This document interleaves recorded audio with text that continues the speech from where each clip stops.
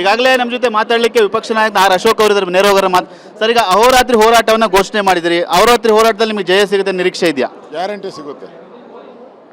ಅಹೋರಾತ್ರಿ ಯಾಕೆ ಧರಣಿ ಮಾಡ್ತಾ ಇದ್ದೀರಿ ಅಂದರೆ, ಒಬ್ಬ ನಾಗೇಂದ್ರನಿಗೋಸ್ಕರ 1 ಕೋಟಿ ದಲಿತರನ್ನು ಎದುರಾಕೊತಾ ಇದ್ದಾರೆ ಕಾಂಗ್ರೆಸ್.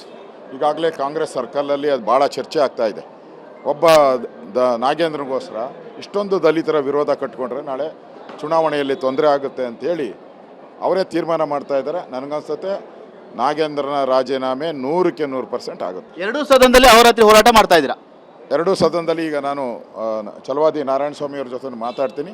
ಎರಡೂ ಸದನದಲ್ಲಿ ನಾವು ಹಗಲು ರಾತ್ರಿ ಧರಣಿಯನ್ನು ಮಾಡ್ತೀವಿ ನಾವು. ಸರ್, ಈಗಾಗಲೇ ನಿಮ್ಮ ಹೋರಾಟಕ್ಕೆ ಗೂಂಡಾ ಹೋರಾಟ ಅಂತ ಹೇಳಲಾಗ್ತಿದೆ, ಮತ್ತೀಗ ಅಹೋರಾತ್ರಿ ಹೋರಾಟ ಮಾಡ್ತಾ ಇದ್ದೀರಿ. ಗೊತ್ತಾಗ್ತಾ ಇದೆಯಲ್ಲ, ಈಗ ಗೂಂಡಾ ಯಾರು ಅನ್ನೋದು ಇಡೀ ಜಗತ್ತಿಗೆ ಗೊತ್ತಿದೆ. ಯಾರು ಕೊತ್ವಾಲ್ರ ಶಿಷ್ಯ ಅನ್ನೋದು ಇಡೀ ಜಗತ್ತಿಗೆ ಗೊತ್ತಿದೆ. ಹೋರಾಟ ಹಾಗಾದ್ರೆ ತಾರ್ಕಿಕ ಅಂತ್ಯಕ್ಕೆ ತೆಗೆದುಕೊಂಡು ಹೋಗ್ತೀರಾ? ಗ್ಯಾರಂಟಿ. ಈಗಾಗಲೇ ದೊಡ್ಡ ಹೋರಾಟ ಆಗಿದೆ. ಕಾಂಗ್ರೆಸ್ ಅವರು ಭಯ ಬಿದ್ದಿದ್ದಾರೆ, ನಮ್ಮ ವಿರುದ್ಧ ಪ್ರತಿಭಟನೆ ಮಾಡ್ತಾ ಇದ್ದಾರೆ. ಅಂದರೆ ನಮ್ಮ ಹೋರಾಟ ಸಕ್ಸಸ್ ಆಗಿದೆ. ಅಹೋರಾತ್ರಿ ಯಾಕೆ ಧರಣಿ ಮಾಡ್ತಾ ಇದ್ದೀರಿ ಅಂದರೆ, ಒಬ್ಬ ನಾಗೇಂದ್ರನಿಗೋಸ್ಕರ 1 ಕೋಟಿ ದಲಿತರನ್ನು ಎದುರಾಕೊತಾ ಇದ್ದಾರೆ ಕಾಂಗ್ರೆಸ್. ಈಗಾಗಲೇ ಕಾಂಗ್ರೆಸ್ ಸರ್ಕಲಲ್ಲಿ ಅದು ಭಾಳ ಚರ್ಚೆ ಆಗ್ತಾ ಇದೆ. ಒಬ್ಬ ನಾಗೇಂದ್ರನಿಗೋಸ್ಕರ ಇಷ್ಟೊಂದು ದಲಿತರ ವಿರೋಧ ಕಟ್ಕೊಂಡ್ರೆ ನಾಳೆ ಚುನಾವಣೆಯಲ್ಲಿ ತೊಂದರೆ ಆಗುತ್ತೆ ಅಂತೇಳಿ ಅವರೇ ತೀರ್ಮಾನ ಮಾಡ್ತಾ ಇದ್ದಾರೆ. ನನಗನ್ಸುತ್ತೆ ನಾಗೇಂದ್ರನ ರಾಜೀನಾಮೆ 100ಕ್ಕೆ 100% ಆಗುತ್ತೆ. ಎರಡೂ ಸದನದಲ್ಲಿ ಅಹೋರಾತ್ರಿ ಹೋರಾಟ ಮಾಡ್ತಾ ಇದ್ದೀರಾ?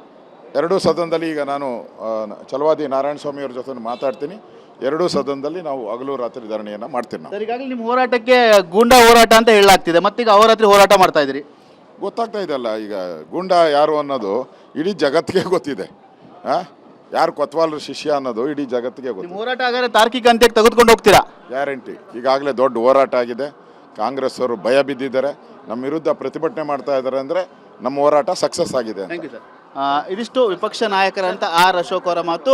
ಎರಡೂ ಸದನದಲ್ಲಿ ನಾವು ಹೋರಾಟವನ್ನು ಮಾಡ್ತೀವಿ, ನಮ್ಮ ಹೋರಾಟಕ್ಕೆ ಈಗಾಗಲೇ ಕಾಂಗ್ರೆಸ್ ಭಯ ಬಿದ್ದಿದೆ, 100ಕ್ಕೆ 100 ಸಚಿವ ನಾಗೇಂದ್ರ ಅವರ ರಾಜೀನಾಮೆ ಆಗೇ ಆಗುತ್ತೆ ಅನ್ನೋ ಮಾತನ್ನು ಕೂಡ ಆರ್ ಅಶೋಕ್ ಅವರು ಹೇಳ್ತಾ ಇರೋದು. ಕ್ಯಾಮರಾ ಮಂಜು ಜೊತೆ ಸುನಿಲ್, TV9 ಬೆಂಗಳೂರು.